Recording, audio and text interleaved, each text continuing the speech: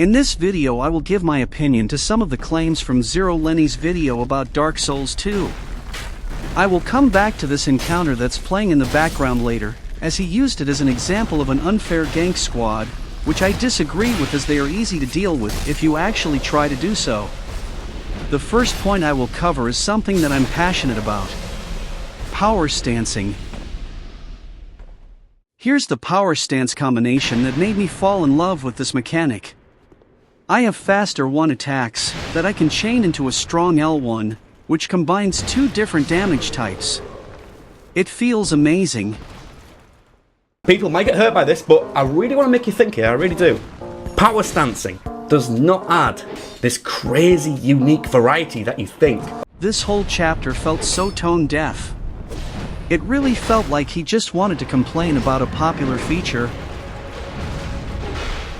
So, now we have Powerstancing, super in-depth feature that lets you create countless combinations and such. Right, so let's do some stuff here. Lenny's looking a bit knackered because she's carrying like 6 swords. Right, 2 normal swords, side to side, love it, clean, simple. Right, 2 great swords, heavier weapons, it's gonna be a bit more okay, whatever, right. 2 ultra great swords, massive weapons, it's got... well... No one ever said that every single combination has a unique feeling animation. He is just looking at L1s and not on all the new combo possibilities that actually do add variety to the combat. Having 4 different attacks that you can chain together in various ways is a lot more variety than the other Souls games have, especially when using a smaller weapon for quick right-handed attacks and a larger weapon for strong power stance attacks. There are just so many combinations to experiment with, and of course there's also the power-stanced Bone Fist, which is the most fun weapon in the whole series. To me it seems like he really missed what people enjoy about powerstancing. So what makes the Halberd and Twin Blade power stances unique dual wielding options? They're not! They're the same weapon, but with higher or lower damage numbers with different skins. They are the same. Frame, data wise, swing wise, animation wise, they are the same. These are no more different than using a longsword and a broadsword. They're the same weapons with a skin and a number. The Halberd and Twin Blade have the same power stance attacks, but that does not make them the same weapon, as they have different normal attacks. The longsword is a slash thrust weapon. The broadsword is just a slash weapon without a thrusting heavy attack. But don't tell me Powerstancing adds this crazy variety to the weapons, because it just doesn't. I just feel like he missed a lot of the nuance by focusing on some power stance attacks, but not looking at the whole picture by considering all the attacks and how you can combine those. This mechanic added so much variety, because instead of just a light and heavy attack, you now have 4 different attacks to play with. And weapons that might not be good enough on their own can now shine in a completely new light. So it's kinda weird to me how he spends like 3 minutes complaining that powerstancing does not add a unique variety to the game. I'm still discovering new fun combinations. Okay, so I really want to start strong with a topic a lot of people probably knew was coming: adaptability. Now, on paper, it sounds like a great idea, and you can see why they wanted to put it in the game. Like an agility stat, which dictates how nimble you are, how quick your rolls are, how quick your magic is, how quick you can use items. It sounds great, right? Well, it's probably one of the worst ideas ever. He's conflating a few things here. Casting speed is based on attunement and not on agility or adaptability. Both ATN and ADP raise your agility, but neither of those 3 dictate how quick your rolls are, as that depends on your equip load. Agility makes dodging easier, and slightly raises the speed of consumables. And it all comes down to one thing: changing the invincibility frames on a roll. I can understand that new players with bad dodge timing that just ignored a new stat in a role-playing game will have a frustrating experience, but I still don't understand how this makes it one of the worst ideas ever. To me, the easy rolls in DS3 took away too much of the challenge, so I prefer having this difficulty slider. You'd hope by around the mid-game kind of section of the game, a newcomer would realise how good the role is, comparatively, and you'd hope, best case scenario, they'd try and transition from a block build to try and dodge more often. Here I just had to laugh at the visual humor of using the fat roll while talking about how efficient dodging is. So, adaptability. What this stat does is increase the time you are invincible while rolling. The soft cap is 39, tripling your invincibility. This is on so many levels. Here I disagreeing with the fear-mongering that you usually start at 85 agility. This is true for the warrior that starts with a shield, so it's not a class that relies on rolling as the primary way of evading damage. The same is true for the ranged bandit. Cleric starts low as well. Sorcerer and Explorer start with 9 iframes, which the same as a DS1 fat roll. All the other classes like the Knight start with 8 iframes, which is already a good enough amount in my opinion. How the hell can the game balance a consistent difficulty or challenge around a goalpost which is constantly moving? Imagine you're a boss designer for Dark Souls 1. You have a clear idea in your head for what makes a boss hard, because at level 1 or 100 the player's dodge and block is the same. Animation wise, invincibility wise, it is the same. But your dodge here is constantly getting better, or maybe it isn't because you didn't level it. Like, how can you get a clear idea in your head of how to make something challenging if there isn't a core, stable foundation to build and balance around? What is up with DS2 haters always being confidently wrong about basic Souls mechanics? Does he seriously not know that Dark Souls 1 had 4 different types of rolling that had iframes ranging from 9 to 15? Let's say you are starting with the Knight class. You will have a fat roll with a low amount of iframes. But if you level up your equip load, your rolling animation will become faster and your rolls will have a longer invincibility window. His argument sounds correct, as long as you do not know how little sense it makes. The bosses aren't even unbalanced, and he did not account for the fact that DS1 also balanced bosses around varying levels of iframes. Imagine you're a boss designer for Dark Souls 1. You have a clear idea in your head for what makes a boss hard, because at level 1 or 100 the player's dodge and block is the same. Animation wise, invincibility wise, it is the same. Like, seriously, how did he not know? Secondly, on adaptability, the transition from a block build to a dodge build is heavily discouraged. As I said before, you'd hope for a new player they realise the value of a dodge and transition from a block build to a dodge build when they're more comfortable. However, in Dark Souls 2, that transition is near enough impossible unless you clock this importance right at level 1. Say you're mid-game, like level 70, and you're like, yeah, okay, maybe I should try dodging a bit more now. Well, you can't, because your adaptability has just been left at 7 this entire game, and now if you want to try and start leveling that, it's going to be like 10k souls a go now. But if your will is yet unbroken, then you may return here to start again with a clean slate. Okay, so he also did not even know that you can reset your stats in order to transition to a different build, even though the game really does not hide this mechanic. He would have just had to pay a bit of attention to learn about it. Still determined as ever, I see. Do you wish to start all over again?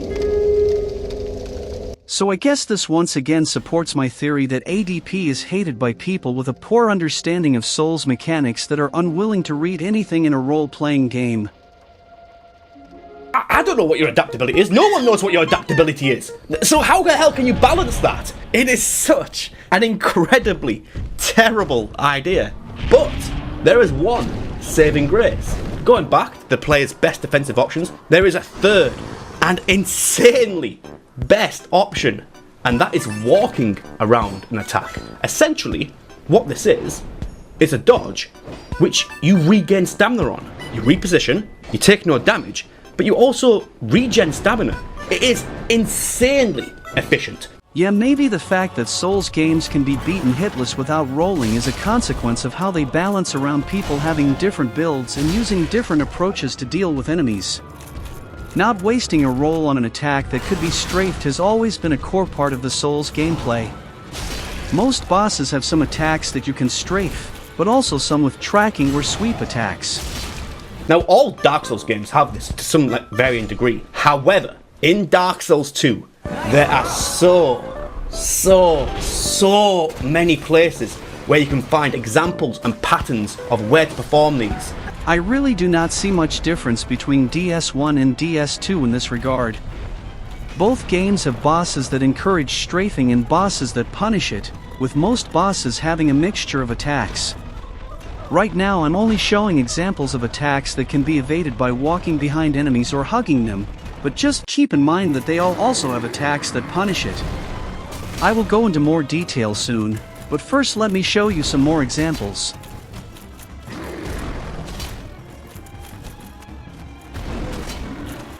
Sif can be made into a complete joke if you just stay below him, but I would never complain about being able to evade attacks by recognizing how to walk out of danger, as it just adds another layer to the gameplay. And it's not just even the first bosses like I'm showing here, even the late game ones. Even the ones which people say are the hardest bosses in Dark Souls 2. So hey, if you didn't level adaptability, that's okay. You can probably do this instead and make the game a complete joke. I always wonder if people like him just never really tried that approach in DS1, as it's really not hard to evade a lot of attacks by walking to the side or towards the boss. Smile, for example, has this AoE attack that I always roll, but otherwise I could just beat him by walking. Quelag just never hits with her sword attacks if you stay close to her. But I don't see how this is in any way bad, because it still takes time until you recognize which attacks are safe to walk out of the way, and it's fun to discover them. And it teaches people not to always panic roll when they see an attack coming. I just think that he vastly overestimated how well it works in DS2 and drastically underestimated how often it works in the other Souls games. But now let us take a look at an example for safeguards these bosses have in place to prevent this from being exploited too much. The most obvious one is probably the Flexile Sentry. The slow hammer side has lots of attacks that you can walk out of, but as cheesing bosses by hugging their back was such a popular strategy in DS1, they added a faster curved sword enemy to his back with lots of sweep attacks that you should dodge. The rising water levels make it even more obvious, as the game wants you to realize that you should stay on the hammer side. I also liked how he rolled in his Fume Knight clip while claiming that just walking to the side turns the boss into a complete joke. New players can't just strafe to the side without knowing which attacks are safe to strafe. In reality, it is really hard to do this consistently, and it requires a lot of knowledge about his moveset. For example, do you walk to the left or right to evade a specific attack? What follow-up attacks could extend his combo? When do you have time to attack, and some also require you to run at the right moment? If it was so trivially easy, he would not be known as the hardest boss of this game. Alright, so phase 1 can be a bit tricky. I actually find phase 2 easier, not gonna lie. Yeah, so seeing that's no longer scary. Back in the day, that attack used to be scary as fuck. That was pretty much the first roll catcher in Dark Souls history. But now Elden Ring has like 200,000 of them. So it's really easy to read now. I have nothing else much to say, apart from I love this game. It's the best one in the whole trilogy. How many times have I done that joke? Hey Lenny, editing the video, put it on screen. So, 2 years before making this challenge run, he said that strafing Fume Knight turns him into a complete joke, but even though he is struggling with him, he does not utilize this strategy. And that's because in reality it is so much harder to pull it off consistently. Even with the lowest agility, it is easier to do him hitless with rolling rather than doing it by just strafing him. I'm pretty good at utilizing obscure ways of evading attacks, so I can tell just how precise your positioning and timing needs to be in order to walk out of most of his attacks while staying in melee range. So, all in all, I think he vastly exaggerated how easy it is to pull off, and I also think that discovering alternative ways of evading attacks is fun. If you did level adaptability, you now have the most overpowered roll in the entire Souls trilogy. So the game's still a joke either way. Wow, so creative. Waking up every single sleeping hollow to stage a gank. This is like DS2 Hater 101. All of them have to show this situation without mentioning that this only happens if you deliberately go out of your way to aggro every single enemy in this area. His argument is once again not very convincing. I feel like this whole chapter was poorly researched, as he did not even know that DS1 has different types of roles with different amount of iframes, and he also did not even know that you can reset your stats in DS2. It just felt like he looked for a lazy way to attack DS2, without bothering to construct a valid argument by at least doing some basic amount of research. It takes like 90 levels of adaptability before you have more iframes than the DS1 Ninja Flip, which also has more backstep iframes and less recovery frames. So DS1 has the easiest way to get the easiest roll, but no one would hold it against that game, because people aren't desperately looking to invent reasons to complain about it. And like, I personally have the opposite problem of what he complains about. It doesn't affect me negatively at all if struggling players can increase their iframes in order to have a more fun and casual experience. To me, the default roll in DS1 and 3 is too easy, and it would be so much more interesting and challenging if I could just play with a lower amount of iframes. Whoop! From the setting alone, it just screams to me that they didn't have a clue of how the game clicks and works. The dead giveaway to me is right at the start. You go into the first house and you get told, Oh, I'll fool you no longer. You lose your souls. All of them. Over and over again. I feel like this complaint breaks apart once you discover Magilla, and notice the huge tonal shift towards a more positive outlook. The Firekeeper is not the game mocking you. Hear me out. That you have agreed to link the fire. I thank you sincerely. Finally, the curse of the undead will be lifted, and I can die human. I am powerless, but I will do all that I can. Please, save us all. Please. One day fire will fade, and dark will become a curse. Men will be free from death, left to wander eternally. Dark will again be ours, and in our true shape, we can bury the false legends of yore. Only, is this our only choice? Young hollow, strong hollow of fear. What drives you so to overcome the supposed curse? Life is brilliant, beautiful. It enchants us to the point of obsession. Once the Lord of Light and dark to all that stand from humanity. And men assume the freaking form. These are the roots of our world.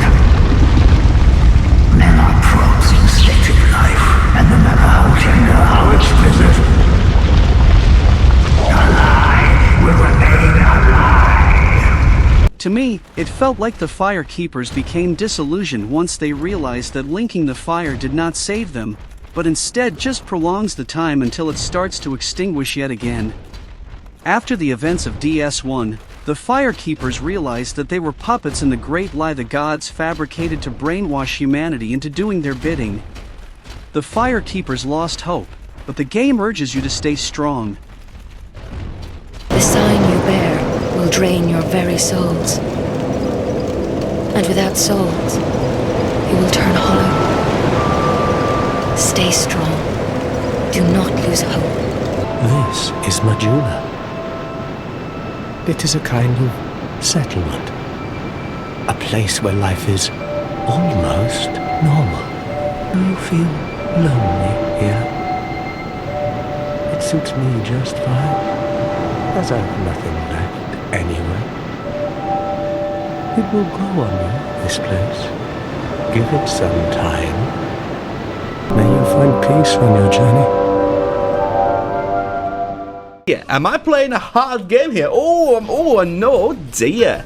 Dark Souls 2 seems to want to constantly remind you that you're playing a hard game. Oh, it's a hard game. Oh, look at the death counter. Oh, hard game, you're going to lose your soul. Shut the f*** up.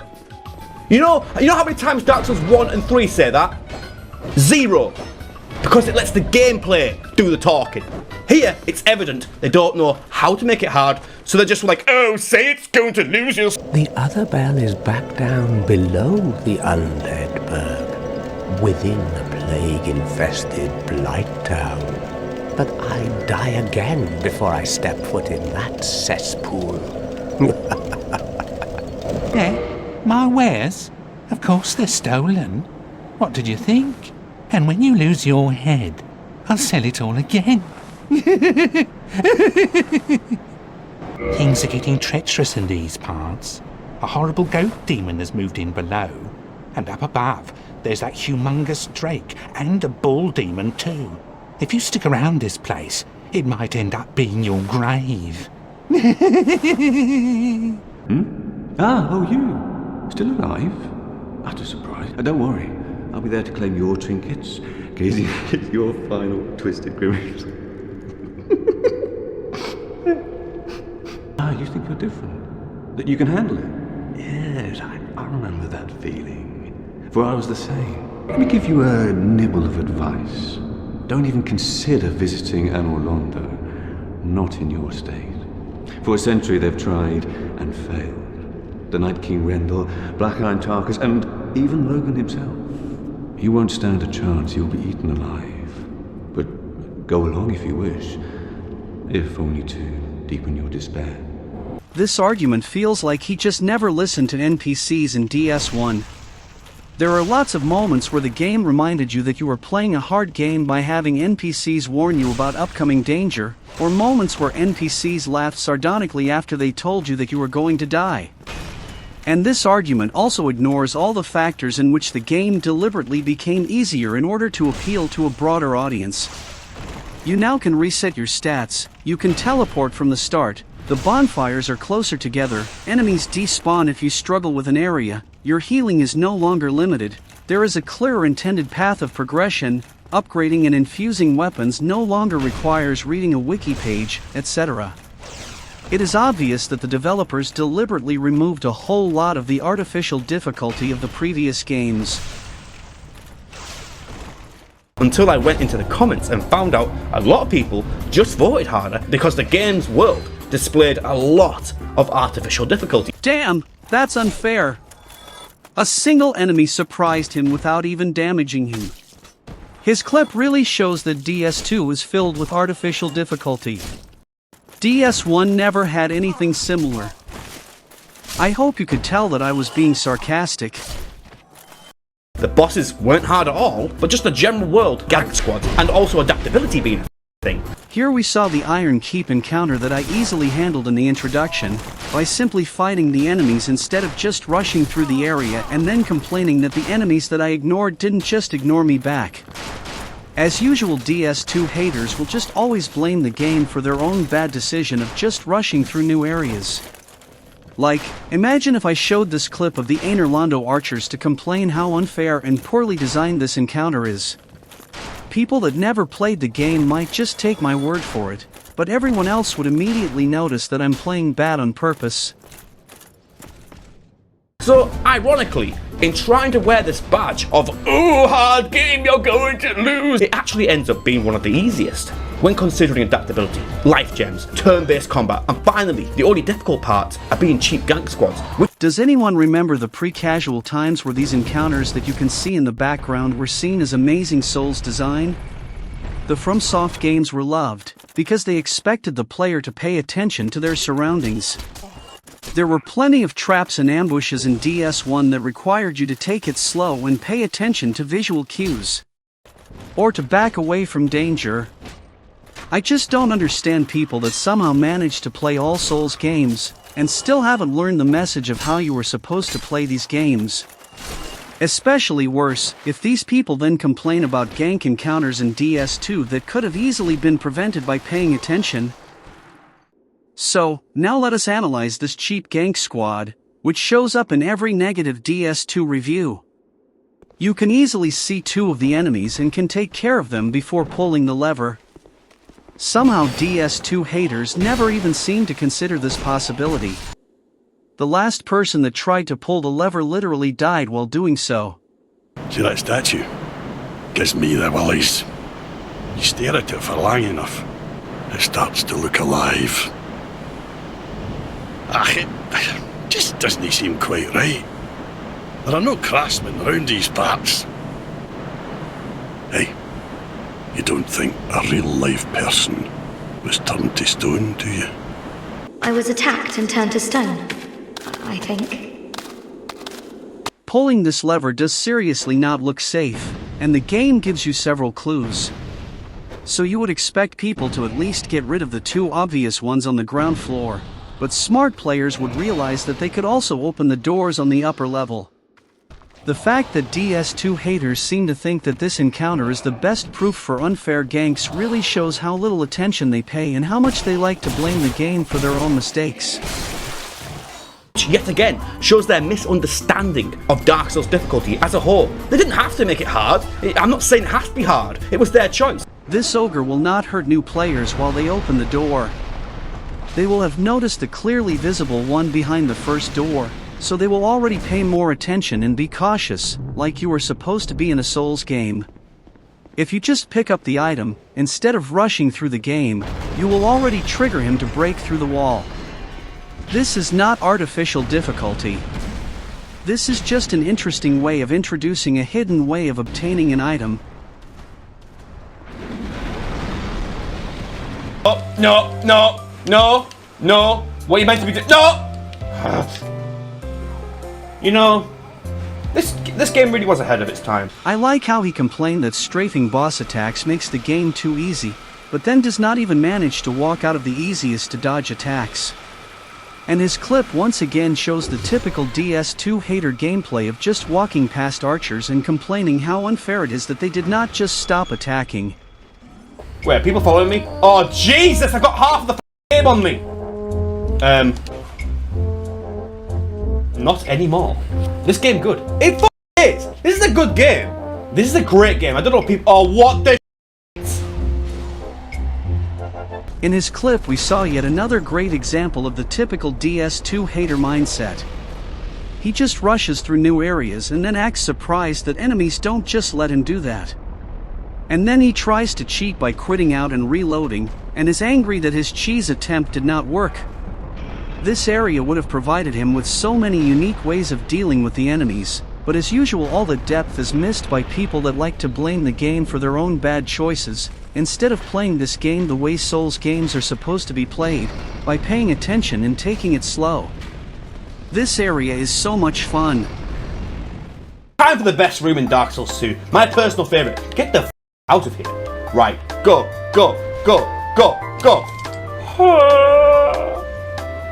Bollocks. Okay, actually, if you really want to do something, you can use a smelter wedge. If you really want. That's going to stagger all the enemies for a short while. They're all going to stagger. They're all going to go, oh, that. And that does give you a window. If you want to use one of the wedges there, feel free. It's kind of worth it, in my opinion. And then, rush in like a naked babe and be skinned alive. I always like it when people just sprint to the lever, and then act surprised that they should have dealt with the enemies first. He even sent one of those barrel carriers down, but did not even think about utilizing them to easily deal with this encounter. This is once again a room that is massively overhated, just because it punishes people that try to cheese their way through areas. There are so many different ways to approach this encounter, that are all lost on people that just try to run through it. Even at +0! I mean, come the on! And this is why, actually, Broken Sword in this game is okay. Because if you look on the actual damage stats, you can see 80. I'm doing 80 damage, as you can see, on the slash bonus. And I'm doing even more than 80. Now, on Dark Souls 1, what the sword does, if the sword says it does 100 damage or 80 damage, it actually doesn't do that damage. It'll do a quarter, it'll do like 20. That's because in Dark Souls 1 and in Dark Souls 3, the sword goes through a minus multiplier. Meaning that whatever damage it actually says it does on paper, it does less in a damage calculation. However, in Dark Souls 2, They forgot to put that in. I like how he just makes up issues, even though everyone that actually played this game knows that he is wrong on so many levels. This really shows how little he expects from his own audience. He probably knows that his target audience for this video is just angry people that want to jump on the DS2 hate train, so he lazily makes poorly researched content that's just filled with rage bait, because DS2 haters evidently do not care about facts and just want to vent, because they are frustrated that the game did not let them rush through new areas without paying any attention. You finally get there, and it's just this. Just this. And then the music kicks in. Oh, beautiful moment. So well done. But then, for me at least, it's all ruined by this one other thing what keeps happening. The Emerald Herald showing up everywhere. Yeah, I know a lot of people think she's really cool. Oh look, she appears on the adventure. I hate it. It's probably just me. But for God's sake, she's just like a little Mary Sue who gets to tag along with the adventure rent-free for no reason. Wait, why is she here? What is she doing here? There's meant to be all this mystery and intrigue in the world. And it's like, Jesus Christ, how did you get here? My name is Shadatitis and here is everything to know about the world. Yeah, but how did you get here? That's a good one. It's either they wanted to make me seem important and impactful. Long have I awaited one such as you. One who might shatter the shackles of fate. One who can set me free. Bearer of the curse. It was my own manifestation that led you here. The ancient dragon has watched over the world for eons past. Take this. Do not resist. The dragon welcomes you. She literally told him that he saw her manifestations, and then gave him an item that allows him to teleport around. My journey is already complete. My name is Shanalot. The dragon gave me this name, for I was born with none. I was born of dragons, contrived by men. By ones who would cozen fate herself. They are the ones who created me. But they failed. I did not come out as intended. Fate would not be bested, and men were cursed once again. She is part of the Bonfire Network, the same that allows the player to teleport around, but she has an even closer connection to it. I will not go into the lore of Aldea and the ancient dragon in detail, as I already did so in some relatively recent videos, but there is so much mystery and intrigue that he evidently missed by just skipping ahead during cutscenes, and not paying attention to the lore that he claims to care so much about. The bonfires attended by the keepers are special. They are linked to one another, and their flames never die. Yet never shall the keepers of these flames meet. The old women were once fire keepers. I am here to look after them. Old women were keepers of the fire. But now, the fire shows signs of fading. The old women are sisters. I am told there was a fourth. Long ago, fire keepers were commonplace. But now they are lost, scattered to the winds. Now let's discuss something of importance. I want you to kill the girl in Majula, known as the Muse. They say that she is the last firekeeper, but they say a lot of things. That she's a gentle shepherd, lighting the way for you cursed fools. Nonsense. Her whole mystery and intrigue already starts in the beginning of the game, where you wonder what several firekeepers do in the same location and if the Emerald Herald is the fourth sister. But then you learn that she is an artificial firekeeper that can manifest herself close to any bonfire. Also, pay attention to the voice of the fakes compared to the real one. Bearer of the curse. Bearer of the curse. Bearer of the curse. Bearer of the curse. Bearer of the curse. Here is one last mystery. Goodbye. It was my own manifestation that led you here. Then one day you will walk those grounds without really knowing why. But one day, you will stand before its decrepit gate without really knowing why.